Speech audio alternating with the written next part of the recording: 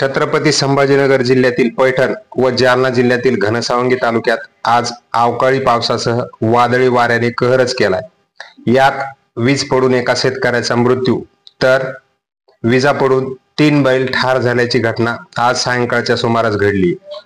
पैठण तालुक्यामध्ये व घनसावंगी तालुक्यामध्ये आज दुपारनंतर प्रचंड वादळी वाऱ्यासह तुफान पाऊस झालाय। याबरोबर विजांचा कडकडाटही होता। यामध्ये दोन्ही तालुक्यातील रोडवर झाडे पडल्यामुळे वाहतूक ठप्प झाली होती। यात पैठण तालुक्यातील टाकळी आंबड येथे वीज पडून सुधाकर धोंडीराम पाचे वय वर्ष 60 यांचा मृत्यू झाल्याची प्राथमिक माहिती मिळाली।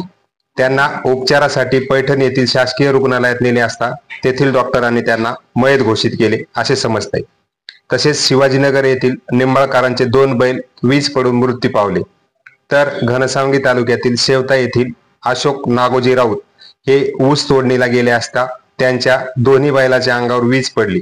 यात त्यांचा एक बैल जागीच ठार झालाय तर दुसरा बैल जखमी झाल्याची घटना घडली।